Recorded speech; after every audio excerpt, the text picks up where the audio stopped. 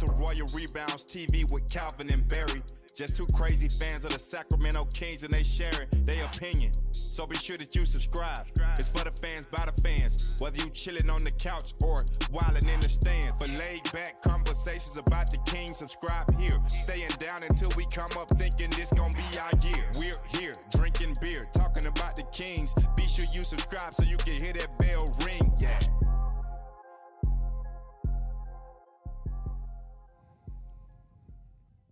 What's up, Kings fans? Welcome back to Royal Rebounds TV, a Sacramento Kings YouTube channel for fans by fans.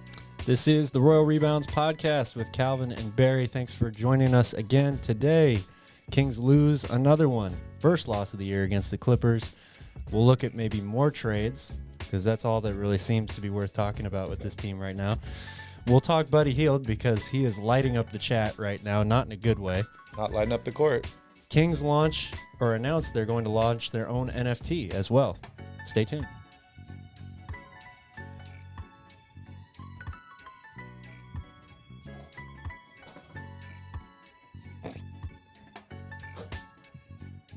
Welcome back. This is Night Chat, or Nightcap. Sorry, not Night Chat. Night Chat is next with Deuce and Mo. This is Nightcap. We're here. We're drinking beer. And we're talking about your Sacramento Kings. If you're a Kings fan, make sure you hit that like button. And if you enjoy content like this, consider subscribing to the channel. So, Cal, Richaun Holmes is back. He missed 7 games. Still a lot of players out with COVID and health and safety protocols, including Marvin Bagley, De'Aaron Fox, Terrence Davis, Alex Len, a couple others, and head coach Alvin Gentry. Kings have won the last 3 games against the Clippers. They fall tonight 105-89 in a not-so-fun game to watch because there weren't many shots going in. What were your first thoughts on the game? First thoughts are same old Kings. Come out playing. This game looked a lot like the Warriors game. That first quarter was really tough. Both teams struggled to score. They almost had less than 20 points again in the first quarter. Second quarter, same deal. Turnovers, fast break points, allow the Clippers to build a lead at halftime. Come out, again, lackadaisical in the third quarter, make a run at the end of the third quarter to get back into it, and get shot out of it again in the fourth. So, yeah, tough. Same old Kings. Tough stuff. I saw a statistic at the beginning of the game that made me pretty excited. The last King with 20 points, over 20 points, over 10 assists, 3 games in a row was Ty Lawson. Before that, Reggie Theus did that a few times. I'm rocking the Reggie Theus jersey today. But Tyrese did it 3 games in a row.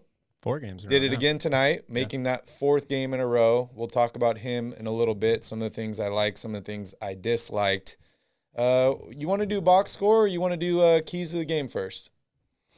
We can do box score here real quick. All right, let's do Kyle's box score. We'll check the Carfax, even though Fox didn't play today, but I like that a lot. I forget who said that last show, but I like that. We're going to use that going forward. Tyrese, again, leads the way. Career high in assists, 13 assists to go along with 22 points, 3 more steals, 3 rebounds. Only 3 of 8 from 3 today. None of the Kings really shot that well. Buddy Hield had 16 points somehow, even though he was 5 of 22 from the floor. Harrison Barnes, 18 points on 7 of 15 shooting. And Metu, another double-double, 11 points, 10 rebounds. Off the bench, Tristan Thompson, 11 points, 7 rebounds in 24 minutes. And nobody else really did much. Mo Harkless played 22 minutes, only 4 points, 2 rebounds, 1 assist, 1 steal, and 1 block to show for it. And, yeah, Richaun Holmes, just 17 minutes in his first game back after missing the last 7. Yeah, I know a lot of people are not very happy with Richaun Holmes tonight, but, the guy's just coming back, first game back after dealing with, a pretty serious injury to an eye or right above the eye. He's wearing a mask, which a lot of players don't think is very comfortable, and it does take a while to get used to that mask. I know he wore goggles. What was it, in college? He wore goggles beforehand? High school, too, I'm pretty sure. But, the guy needs some time to get integrated back into this team. He has to get his legs back underneath him. And, I'm not putting this loss on Richaun Holmes at all. Oh, absolutely not. Yeah, I mean, you could tell that he was gassed early, didn't really play at all in the second half. I'm not quite sure why. I felt like he could have been out there for, a 5-6 minute stretch there in the third or fourth period.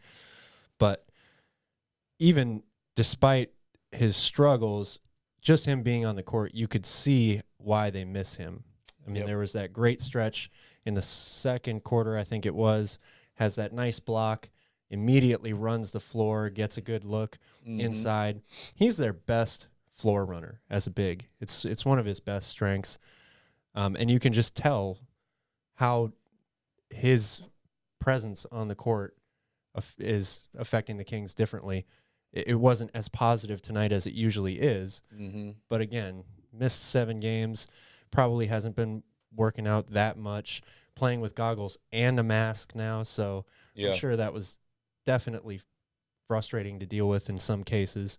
Got to give him a little bit of time, but the Kings need him on the court. They absolutely do. Yeah, and it's interesting. You mentioned Tyrese Haliburton, career high in assists with 13. He played 43 minutes tonight. Imagine how many assists he'll get when Richaun is back at full strength, because we really saw that connection between them. And we've seen, since Richaun's been out, we've seen that connection Tyrese has had with a couple other big men, throwing some of those lobs to the basket. I really like when I see that. One thing you didn't mention about Tyrese is 7 turnovers tonight, which is huge. I think the team had 19 on the night total. So, 2 or a third of those is coming from Tyrese Haliburton, which I don't like. I saw, some of them were just kind of fumbling the ball. He had one where he dribbled it off his knee. Another one, he was like, stole the ball, was running up the court, tries to kind of dish it to the guy ahead, and it gets tipped and somebody grabs it. But any thoughts on that? Yeah, I really dislike how much Tyrese is in the air without having made a decision whether to shoot or pass yet. You saw it a whole lot tonight as he has taken the full reins of this offense without De'Aaron Fox being in the lineup. He has done that more and more and more and more. And it's one of the oldest adages in basketball: don't leave your feet to make a pass. Yep. I think that that's not an absolute truth. As you evolve and grow your game, it's okay in some situations to make a jump pass, but to do it that many times, and a lot of times his first option isn't open when he does that, and so then he has to scramble and find someone all the way across the court or behind him, and that's why you saw him get that traveling call today, an up and down call, which is extremely rare to see in the NBA. So you don't like that at all. I mean, Tyrese has played really, really, really well over these past 4 games. I don't want to take anything away from him, but in my mind, for him to become an elite player in this league, he's got to definitely cut down on that, the jump passes. Yep. He's got to develop a left hand. Katie Christensen talked a lot about how great his handles were tonight, and I don't really agree with her, to be honest with you. To me, somebody with great handles has to possess the ability to be equally good with their left and right hand. And he is not there yet. He doesn't look to finish with his left hand. He rarely looks to drive with his left hand. If I was playing against Tyrese, whether I was guarding him or coaching against him, my game plan would be just sit on his right hand the whole time. Yep. We want him to go left every time. So allow that, because the way he attacks people, he has the sidestep to the right for the 3. He has the 2 dribble pull up, again going to the right from the mid range, and he has the drive to the right, or even when he drives left, he comes back to the right for the floater or a layup. So if I'm staying on his right hand the entire time, I'm always going to be in a good position to defend him. So he's got to get better at that moving forward. Yeah, I saw one point in the game where he had that, he was at the 3-point line, pulls it out a little bit, dribbles all the way around the defender, finishes with the left hand, gets fouled. But that's very, very rare occurrence. Yes. And in that sequence, he tried to go left, and he lost the ball with his left. So then he had to spin around and come back to the right. He makes it more difficult on himself. Yes, he did finish with the left and get an and 1 at the end, but he had the guy beat going to the left at first, loses the ball. Yep. Yeah, I mean, we've seen a lot of good things from Tyrese Haliburton, a lot of things we really like. I think that this kid has like an unlimited potential. He's an amazing player. He does a lot of things well. But if I were to name 2 things that he needs to work on, I agree with you. It's the left hand and it's feet work or footwork. Sorry, I'm using Shaq's feet work here. For sure. But and I think that kind of goes hand in hand with what you're saying and leaving your feet and getting up in the air and throwing the ball. And then we talk about some of the turnovers he has with the travel and stuff like that, where he picks up the foot early before he dribbles the ball. So footwork is really important. Working on that left hand is also very, very important. And I think if he does those 2 things, he is going to be an incredible player in the NBA. Yeah, I agree. You definitely said it. He's got a lot of potential. And the fact that he's done what he's done in the past 4 games, Skip, I saw him on Twitter saying that the level of competition he was playing against, you had to take that into account with these numbers. But to do this, put up those numbers against the Warriors and against the Clippers, who are a really good defensive team, that definitely says something. Yeah, I agree. I see a lot of people in the chat here talking about Kings and moving and all that. Hell no, man. Keep the Kings in Sacramento. We'll get good. I like what we've done so far. And you guys got to remember, there's so many guys out right now. It's crazy. It is crazy how many Kings players are missing. This team is a shell of itself. They signed They played another guy today who hasn't set foot on an NBA floor this season. 2 guys, I think. Moutier he did come in at the very end after the game was already over. And, we'll talk about that a little bit later in the second section, because I want to talk about some of these new additions. But first, I want you to kind of dive in a little bit on Harrison Barnes. 40 minutes for him tonight, 18 points. He's had a few games now to kind of get back integrated with the offense. I saw a couple plays I really liked from him, driving to the basket. And then I saw a couple plays I didn't like, driving to the basket, and he just gets bottled up by players, and he just kind of gives the ball up. And it makes me just think to myself, I like HB, but maybe we need a guy that's a little bit more athletic at this position. Maybe. I felt like Harrison Barnes looked more like himself today than I had seen in a while. What I didn't like from him was for some reason today was not really able to hang on to the ball, which is not like him. He's pretty sure-handed with the basketball usually, but I think his shot has steadily improved over the past few games since he's come back. I liked his aggressiveness driving to the basket today. We saw that a lot of the old, or what we're used to seeing with Harrison Barnes, where he has that great Euro step inside. He always gets guys up in the air, and he gets to the free throw line a lot. His stat line wasn't, eye-popping necessarily today, but overall, I liked what I saw from Harrison Barnes. In terms of getting somebody who's more athletic, sorry, I'm dying in the chat. Somebody's talking about themselves in the third person, and oh man, I'm trying not to watch it because I can actually just focus too much on that because the chat is so good right now. It'll distract me from saying what I'm saying. But yeah, I don't know whether to trade Harrison or not.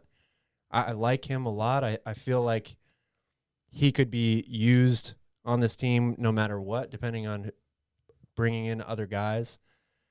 And I keep going back to it, but they just don't have a lot of wings on this team at all right now. So to give up basically your only good one, unless you're getting something really, really good in return, I don't know how much sense that necessarily makes. Yeah. Any thoughts on his game tonight?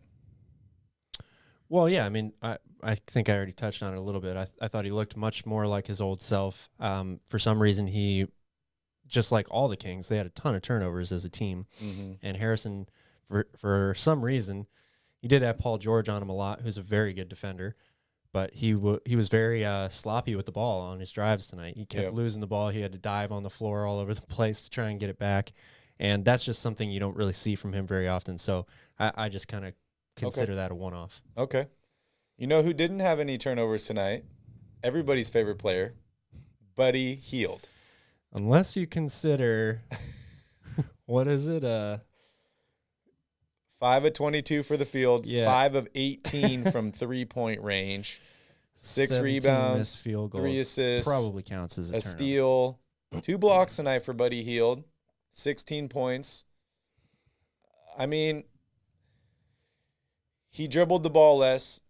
He handled the ball less, but when he got the ball, he let it fly. And I remember watching in the fourth quarter when the Kings had a chance with like 4 minutes, 3 minutes left. And I'm like, okay, guys, we're down 10 here.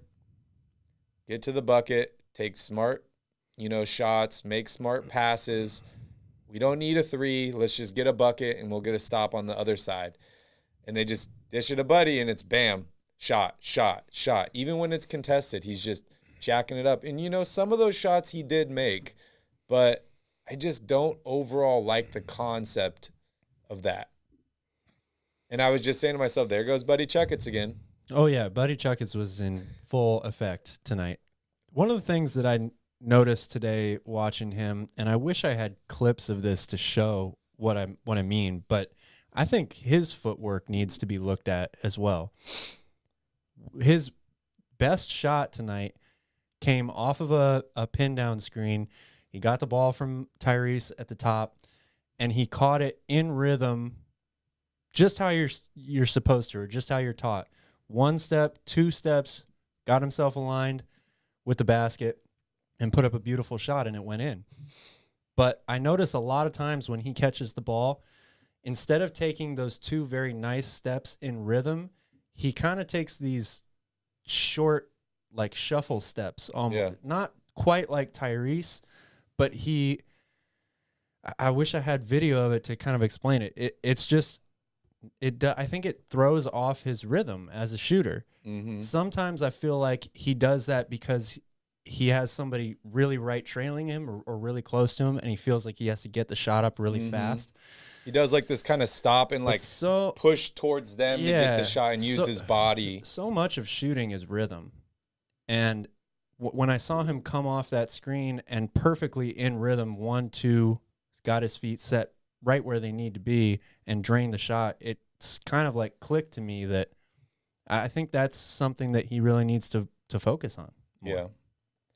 I mean, he's got to do whatever it takes to shoot better, because that's the reason he's on this team, is to shoot the basketball, and you have to shoot it efficiently.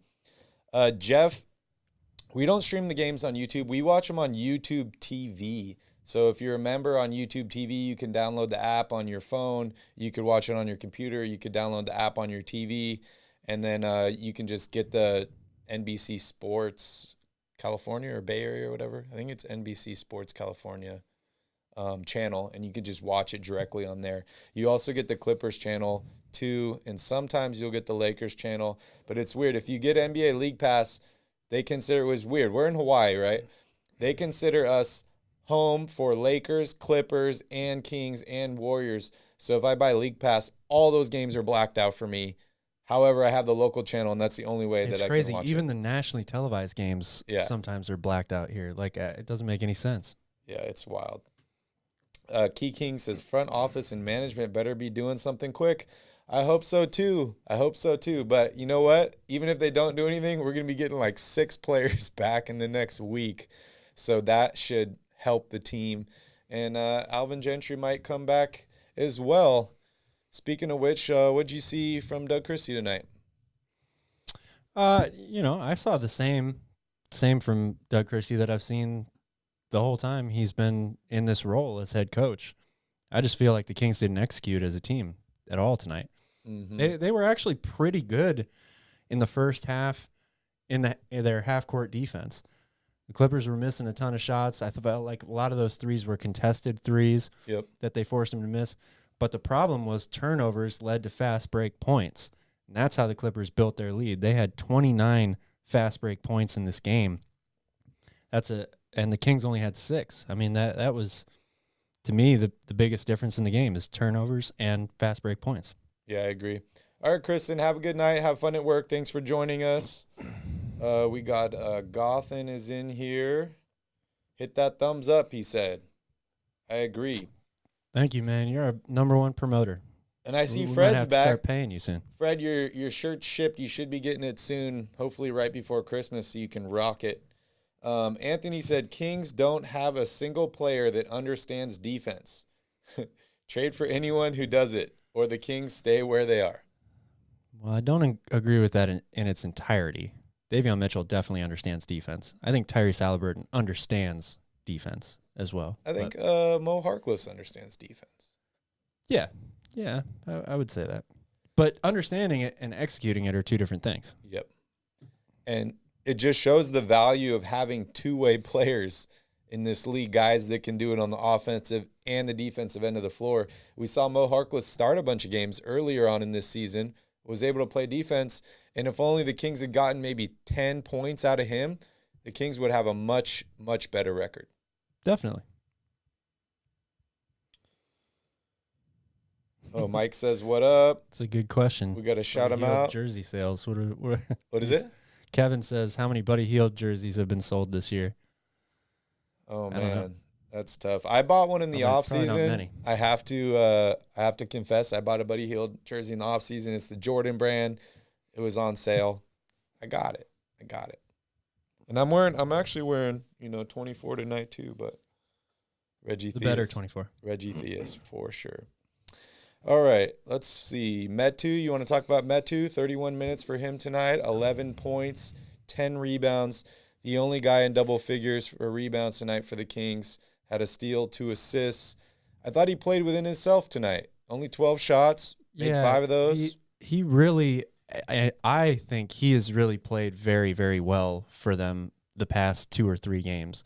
The only issue is he just struggles so much to make shots. But he has gotten, like you said, much better at taking better shots. We don't see him just jack up threes or take a bunch of shots early on in the shot clock. I feel like whether it's himself focusing more on that or the coaching staff focusing more on that, he's been much, much better about that move in the past couple of games. And the hustle he brings, the athleticism, the rebounding, if he could just get to knock down a few more shots a game, I mean, we'd be talking about this guy as being one of the breakout players on this team this year. Yeah, I totally agree, and we loved everything we saw from him this past summer. I think Metu's got a lot of potential. I just, I stress it with a lot of these guys is you have to play within yourself. When you expect too much or they try and do too much, that's when the flaws start to show. Yeah. And you see that with Buddy Hield when he's handling the ball a lot. You see that with Metu when he takes, a bunch of shots. I want these guys to all play within the system, and that's one thing the Kings really need to figure out is what system they're actually, using and playing in. And that brings me on to the next topic I want to talk about, Kyle. So it's 2 games in a row now the Kings have failed to score 100 points in a game. I don't know if that has anything to do with the fact that Alvin Gentry's not here and maybe Doug Christie's here or just, a ton of players that they're missing.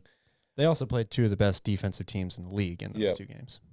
But when they played the Clippers the last 2 times, yes, they played pretty well. And actually, Nicholas Batum didn't play in either of those games. Correct. And he is a fantastic defender. And Paul George didn't play in one. So the Kings are on a 3-game winning streak against the Clippers before this game started. But, yeah, I mean, what did you see different from schematic style play? Anything? Well, I think it's just a combination of all of those things you said. The Kings are missing a ton of guys. All these guys, their main key rotational players or starters that they've had to use since all these people have been out, have played a ton of minutes. They're playing really good defensive teams. So I think it's just every night it's slowly wearing on them more and more and more. I'm not so sure schematics or X's and O's, how much was different from this game compared to the other 2 games that they played, minus the fact that they didn't have people like De'Aaron Fox available. But I think that overall the Kings are just depleted roster-wise, and they're getting tired. Yeah. And you add a really, really good defensive team on top of that makes it hard to score no matter what. This is the result you get. Yeah. Yeah, I see Ron's here in the chat. Ron, tell us about yourself, man. Are you a Kings fan? I want to hear. You know, we all have pain. It's really tough being a Kings fan, and I know you have a lot of frustration that you're taking out here in the chat. You know, we want to be a welcoming place. We want to give everybody a voice. We want everyone's opinion to be heard. But, you know, you got to be nice to the other people in the chat as well. So, you know, I just want to hear a little bit about you. Tell us about yourself. You a Kings fan for real? Let us know. Okay, so moving on here. Tristan Thompson, pretty much the only guy tonight that did anything off the bench. 11 points for him, 7 rebounds in 24 minutes, 50% from the field. He made a 3 tonight, which is pretty exciting. I think you and I have loved what we've seen out of Tristan Thompson, and it's I know he doesn't play a lot. He doesn't get a ton of minutes, and he's limited in the things that he can do. But I feel like Tristan Thompson's been one of the most consistent guys on this team as far as like doing what he can do. And that's rebound, offensive rebound, put back, stuff like that. Yeah, absolutely. It's always hard to be disappointed with Tristan Thompson's effort and what he puts forth on the court every night. The guy is just really, really solid. Talk about somebody who plays within themselves, you know, doesn't try to do too much. But even we saw it tonight when they needed him to step up and take a 3 at the end of the shot clock. He can do that too. Yeah. Puts the goggles on. Yeah, it's exciting. That was great. So Ron's from Vegas. He says he's a Kings fan. He wears gear all the time. That's awesome, dude. Welcome to Royal Rebounds TV. We're happy to have you here. Just stick around for a little bit. We're going to finish up this recap on the game. And then the next section of the show is a lot more fun as far as trades and other suggestions like that. We'd love to hear from you and figure out what your ideas are so we can talk about them and hear what everybody else says as well. But we're going to finish up this recap here. You said turnovers were huge. And you said fast break points were huge, both for the Clippers tonight. Absolutely. The Clippers led this entire game. The Kings weren't up at one single point. They started off with a couple buckets in the beginning, and then the Kings, every time they decided to make a little bit of a run, they just couldn't get any stops on defense. No. And, I mean, hopefully that'll change once some of these other players come back. The rotations are a little bit deeper. I do have to feel like a guy like Tyrese Haliburton, as young as he is, has got to be a little bit gassed. Of all these games he's been playing, he's playing heavy minutes. He's thrust into a role that he doesn't normally do. And I saw a usage rate chart for him last season versus this season. He was at like a 19 usage last year.